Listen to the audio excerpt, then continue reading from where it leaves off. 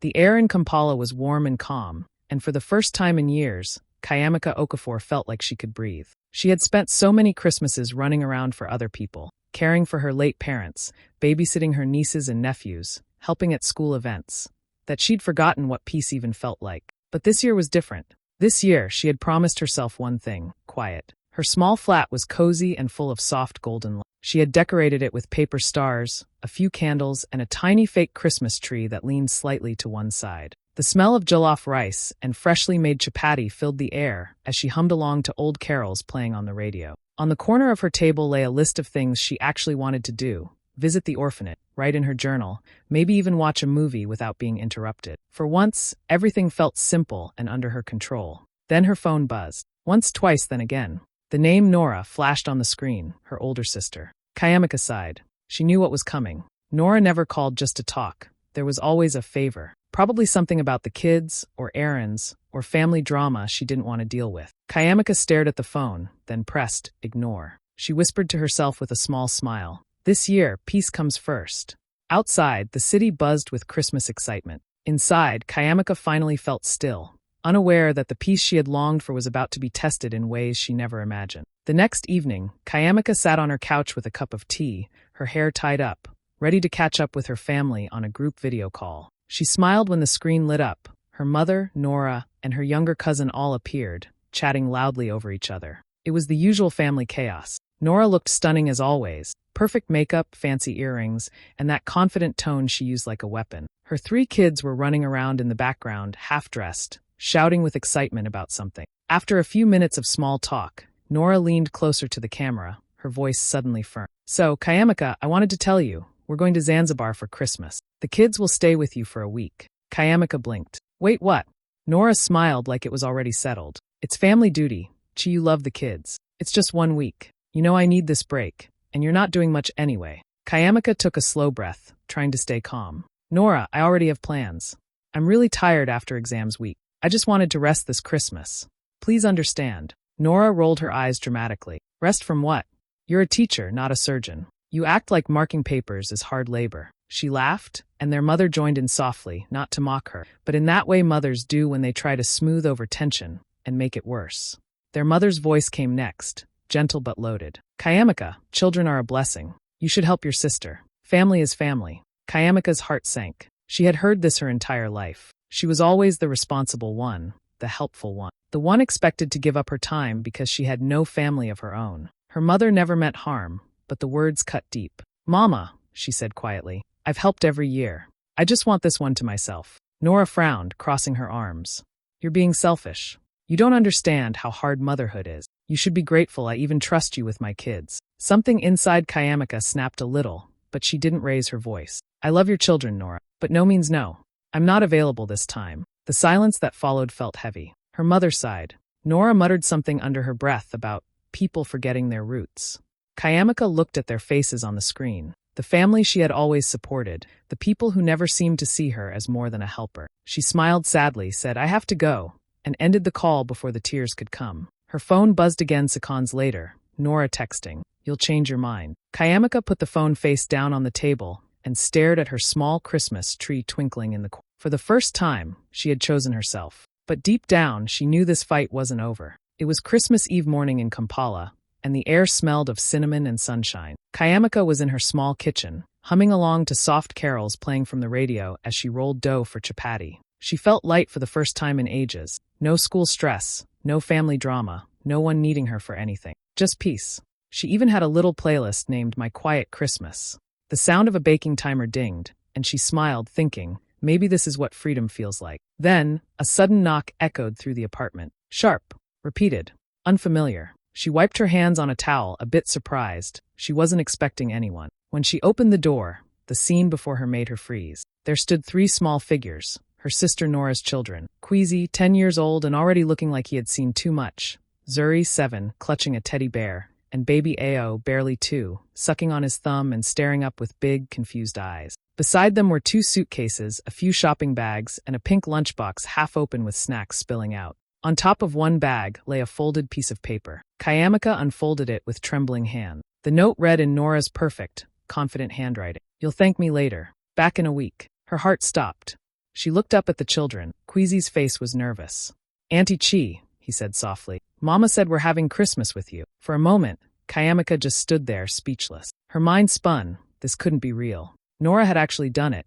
After all that talk about saying no, after refusing politely on the call, she had still gone ahead and dumped the kids here like it was nothing. She pulled out her phone immediately, her hands shaking. She called Nora once, no answer. Twice, ignored. She opened WhatsApp and saw the tiny blue ticks under her last message. Read. But no reply. Unbelievable, she muttered under her breath. She wanted to scream, to throw something, to demand how her own sister could betray her like this. But then she looked down at the children again, tired, hungry, unsure of what they'd done wrong. Zuri's eyes were already watery. Baby Ao began to fuss, reaching his arms out toward her. Kayamika swallowed her anger. Her voice softened. "Come in, my darlings. You three didn't do this." The kids shuffled inside, dragging their bags behind them. As the door closed, the sweet carols kept playing, but now the melody felt off, like a dream interrupted. The jollof on the stove began to burn slightly, filling the air with a bitter smell. She sighed deeply and looked around her once peaceful flat, now filled with noise, bags, and uncertainty. The Christmas she had waited years to enjoy quietly had just been stolen, and she knew deep down this week was about to test her in ways she wasn't ready for. The first night was hard, but the next few days were chaos. From the moment the sun rose, Kayamika's quiet flat turned into a full-blown playground, and sometimes a battlefield. There was spilled juice on the couch, crumbs in every corner, and cartoons blasting on the TV at full volume from morning till night. Baby Ao threw his toys everywhere. Zuri wanted to play dress-up every 5 minutes, and Queasy kept asking, "Auntie Chi, what's for lunch?"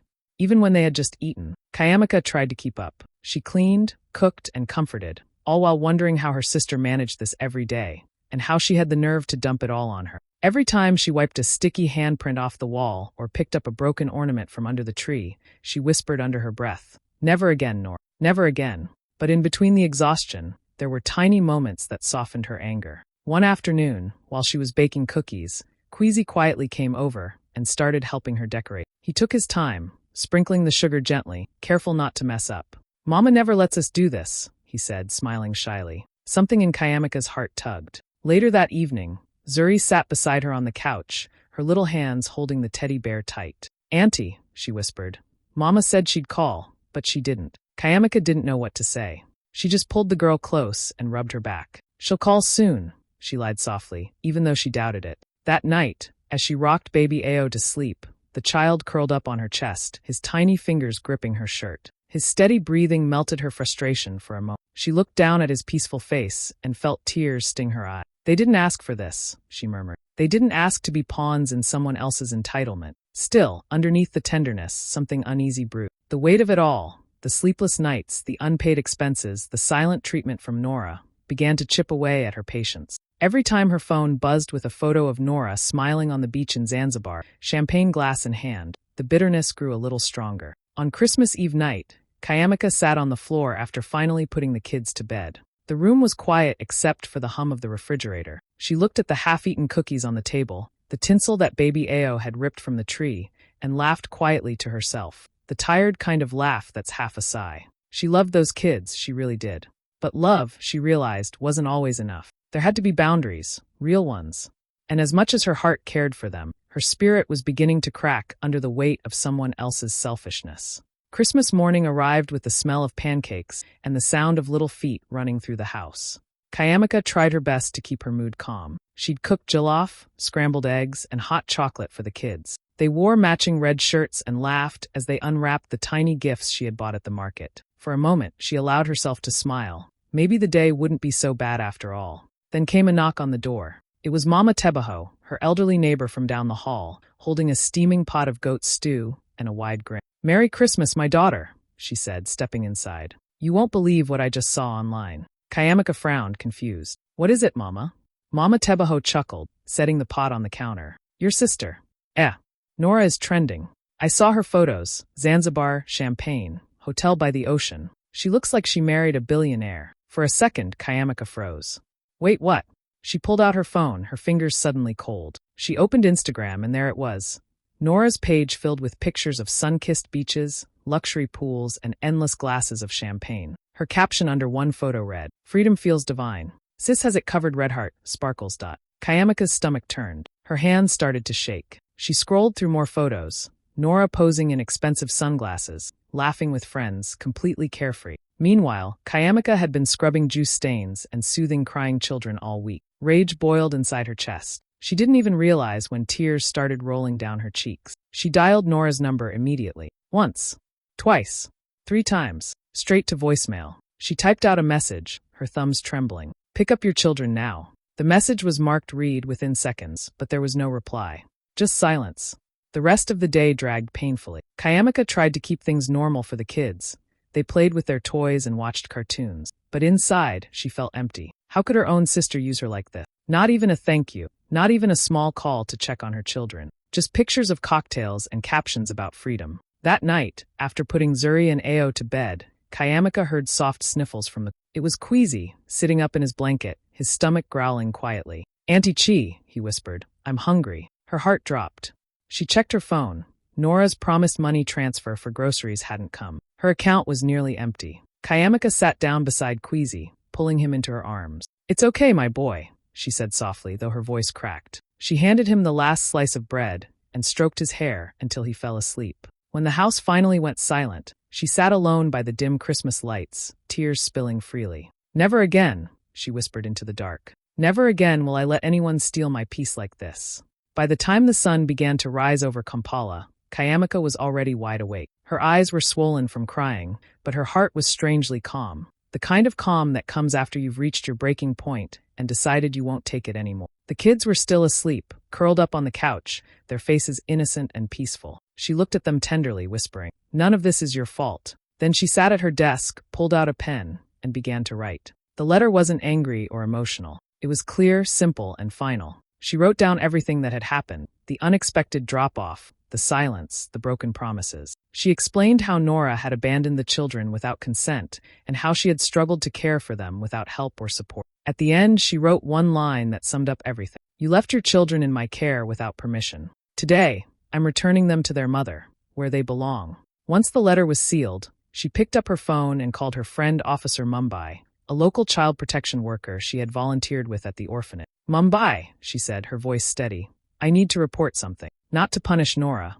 but to make sure everything is done properly." Within an hour, Officer Mumbai stopped by, clipboard in hand, documenting the situation and taking photos for official records. She looked at Kayamika with a proud smile. "You're doing the right thing," she said softly. "This isn't revenge. It's accountability." After Mumbai left, Kayamika turned to her laptop. She opened the shared family cloud account, the one Nora had used for years to store photos, receipts, and yes, her saved credit card details. Kayamika hesitated for a moment, her fingers hovering over the keyboard. Then she whispered to herself, if she wanted responsibility left behind, she's about to carry it again, in public. She booked 3 one-way tickets to Zanzibar for that very afternoon, under the children's names, using Nora's own card. She even arranged for an airline assistant to accompany them until their mother picked them up. She sent the booking confirmation directly to Nora's email, along with a copy of the letter. No long explanations, no apologies, just facts. Then she spent the rest of the morning helping the children pack their clothes, folding each little shirt with care. Zuri asked shyly, "Auntie Chi, are we going to see Mama now?"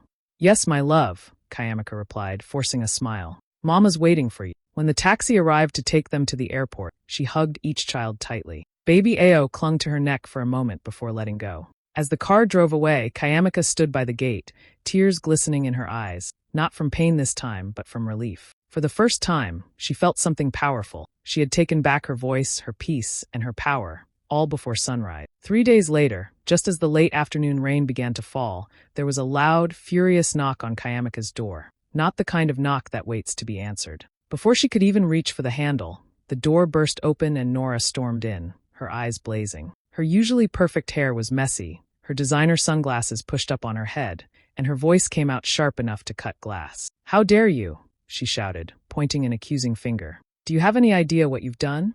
Kayamika didn't flinch. She stood by the dining table, calm, steady, and silent for a moment before speaking. "You left your children, Nora. I made sure they found their mother." Nora's face turned red. "You embarrassed me," she yelled. "Do you know people were taking videos of me at the airport? Me, fighting with airport security. My friends saw everything. It's all over social media." Kayamika's phone had already been buzzing for 2 days with forwarded links. Short clips of Nora at Zanzibar airport, arguing loudly with airline staff as officials handed her the children. The captions were brutal. Mother abandons kids for holiday, gets surprise reunion at airport. The story had gone viral. Even local bloggers were talking about the teacher's sister who taught a lesson in responsibility. I lost clients because of this. Nora went on, pacing back and forth. You've humiliated me in front of the entire country. Kayamika took a slow breath, her voice calm but firm. No, Nora. You humiliated yourself. You left your children without asking me, without care, and you disappeared. I didn't ruin your reputation. Your choices did. For a moment, the room fell silent except for the sound of the rain hitting the windows. Nora stopped pacing, her lip trembling slightly. You didn't have to go that far, she whispered, her anger cracking just a little. Kayamika shook her head. You went too far first. You used me. You've been doing it for years. Every holiday, every emergency, every time you didn't want to face your responsibilities. I said no, Nora, and you didn't listen. From the hallway, a few curious neighbors peeked through their doors. Mama Tebaho stood near the stairs, pretending to sweep but clearly watching. The tension was thick, raw, years of resentment and guilt hanging heavy in the air. Nora's eyes filled with tears, though she tried to hide them behind pride. You think you're better than me, don't you? The perfect teacher, the quiet saint who always does what's right. Kayamika's voice softened. No, Nora. I just stopped letting guilt control me. I'm not your enemy, but I'm not your solution either. For the first time, Nora didn't have a comeback. She looked away, breathing hard, her anger finally giving way to shame. Kayamika walked to the door, opened it, and said quietly, Go home to your children. They need their mother. I need my peace. And for once, Nora didn't argue. She just left, the sound of her heels echoing down the hall, leaving behind not just the apartment, but years of unspoken pain finally breaking open. The next afternoon, the rain had finally stopped. The city was quiet again, but inside Kayamika's flat, the air still felt heavy. She sat by the window reading when she heard a soft knock. This time, it wasn't angry, it was hesitant, almost shy. She opened the door and found Nora standing there, dressed simply, eyes swollen from crying. Can I come in? She asked quietly. Kayamika nodded, stepping aside. They sat across from each other at the small dining table, the same one where so many arguments had started. For a while, neither of them spoke. The only sound was the ticking clock on the wall. Finally, Nora broke the silence. I didn't come to fight, she said, her voice trembling. I came to explain. Kayamika waited, her hands folded in her lap. Nora took a deep breath. You know, everyone always praised you. The smart one, the calm one, the responsible one. Even when we were kids, Mama would say, be more like Kayamika. Her eyes filled with tears. I hated it. I felt like I could never be enough. And when you chose to live alone and work and help at the orphanage, I told myself you were lonely, that you needed to be needed. So I convinced myself you owed me help because you didn't have a family of your own. Her voice broke. I thought I was doing you a favor, giving you a place to belong. But I see now that I was just using you to fill my own emptiness. Kayamika looked down for a moment, then lifted her eyes gently. Nora, she said softly, I do have family. You the kids, Mama. You're all my family. But what I don't have is responsibility I didn't agree to. That's not love, it's pressure. Nora nodded slowly, tears rolling down her cheeks. I'm sorry, she whispered. I was wrong. I didn't realize how much I took advantage of you. I was so caught up in my own chaos that I didn't see how tired you were. The room grew quiet again. The words hung between them, fragile, painful, but honest. Kayamika leaned back in her chair. You know, she said softly, Mama used to do the same thing to me. She always said, You're strong, Kayamika. You can handle it. And I believed her. But strength doesn't mean carrying everyone else's load. Nora nodded, her voice breaking. And she used to tell me, You're lucky to have a sister like her. She'll always fix things for you. I guess I grew up expecting that to be true. For the first time in years, they both saw the pattern clearly, how their mother's favoritism, guilt, and expectations had quietly shaped their bond, turning love into duty and resentment. Kayamika reached across the table and took Nora's hand. We can stop it here, she said gently. No more guilt. No more games. Just honesty. Nora squeezed her hand, tears falling freely now. I'd like that, she said, her voice soft. It wasn't a perfect reconciliation, but it was real. For the first time, the sisters weren't talking as rivals, but as two women finally brave enough to face the truth. The next morning, the house felt strangely quiet. Nora packed her bags in silence, her face pale and swollen from crying. The kids clung to Kayamika's legs, not wanting to leave. Kayamika knelt down, hugging them tightly. Be good for your mama, okay? She whispered. And remember, Auntie loves you very much. Nora avoided her eyes as she walked to the door, shame heavy in her steps. For once, she had nothing to say.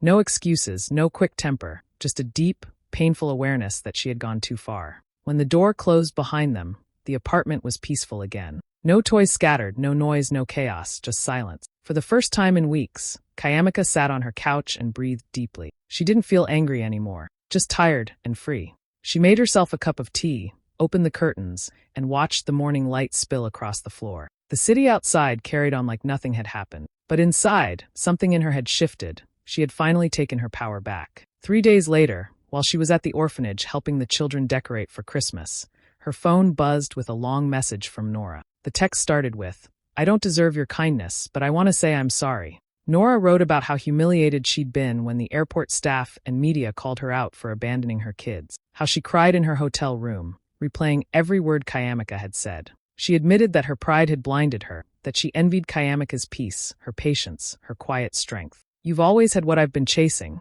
the message said. "And I finally see it wasn't money or status, it was peace. I hope one day you can forgive me." Kayamika read it slowly, her heart softening, but she didn't reply right away. She slipped her phone back into her bag and went back to helping the children hang paper stars. They were laughing, singing off-key, smearing glue everywhere. And for the first time, she felt the joy of being surrounded by people she chose to care for, not people who expected it from her. That evening, as she sat by the small Christmas tree in the orphanage hall, she finally replied to Nora's message with just one line. "Forgiveness is peace, not permission. Merry Christmas."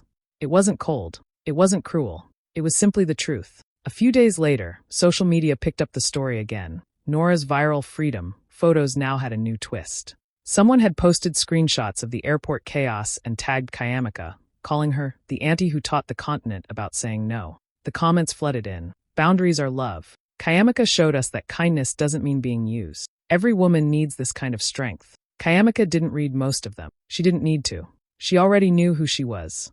Not the sister who stayed quiet, not the caretaker everyone leaned on, but the woman who finally learned that saying no could be the most powerful gift of all. The evening sky glowed in shades of orange and pink as Kayamika sat on her balcony, a warm cup of tea resting in her hand. The air was calm after days of noise and tension. Down below, children ran around the courtyard, their laughter echoing softly through the air. She smiled faintly, watching them chase each other under the fading sun. For the first time in a long while, her heart felt light. No guilt, no pressure, no voices demanding, "You owe us."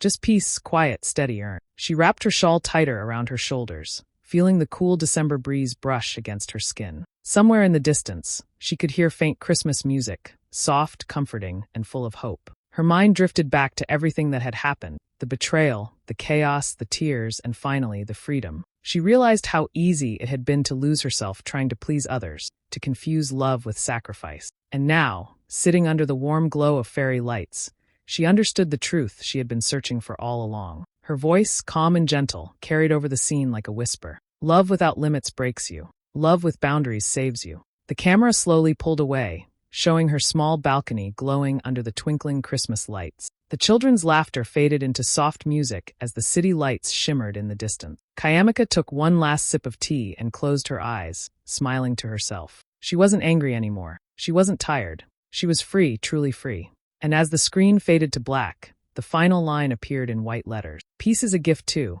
Don't let anyone steal it."